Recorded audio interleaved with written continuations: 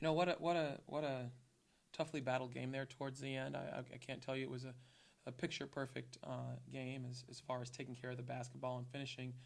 But we did fight all the way to the end, which I think is really important, and it's something that we talked about coming out of half. They were winning the 50-50s, we're getting hands on balls, and we weren't coming up with it. They were getting on the floor. This Bobcat club came out of halftime and did a great job of execution of what we talked about. And more specifically, and they can tell you, said we have to find some toughness that comes from here. And so we did a better job, of meeting passes. We did a better job of getting after those loose balls. I think what we found when the game started to separate and they started to press, literally press, no pun intended, more, then we started to play outside of having poise, looking for those, long bomb passes, kind of that quick fix, if you will, versus understanding where those looks are going to come from, as well as staying sound. Called a timeout, had a better understanding of how we're going to break the press, and then the team did a better job of taking care of the game as it got closer. And Kennedy, for you, just go off of what Coach said about going into halftime, trying to ramp up that toughness, and then coming out in the second half, you're down by 3, outscored them 17-7 in the third quarter, and got to the free throw line a lot. Yeah, we had a tough offensive night, so we had to go out there and rely on our defense. And as you can see, as the more stops that we got, the more points that we scored. And I mean, going to the free throw line, we just got to keep working on them. It's more of a mental thing, I'm pretty sure. Coach, what made them so tough to crack, especially in the first half? I know they like to change up their defenses. They go to that press sometimes, but what makes New Orleans a difficult team to run your offense against? I said it starts from the top, and it starts with their head coach. She does a great job of just being the word I told the team was relentless. She's relentless on both ends of the floor. So if someone doesn't relent, that means they're always going to go. No matter what the scenario is, you're going to keep working.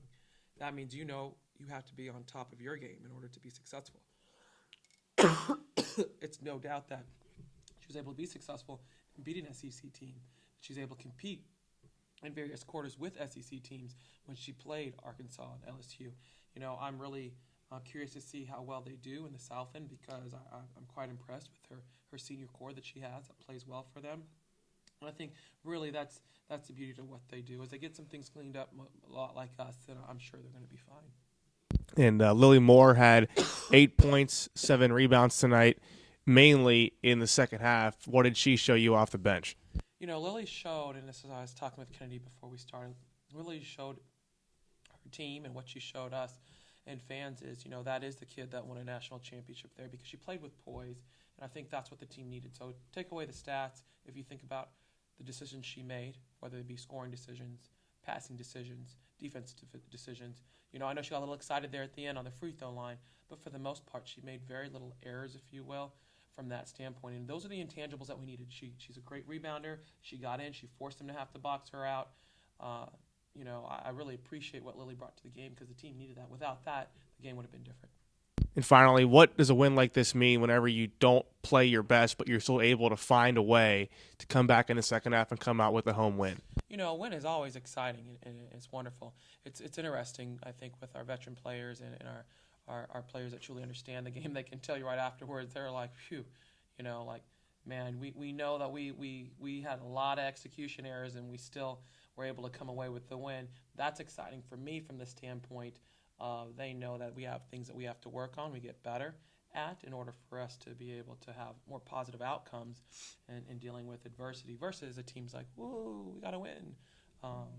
Again, I go back to this team is starting to mature and there's things that I like, but for sure anytime a coach gets a win, especially before the Thanksgiving break, we're really excited.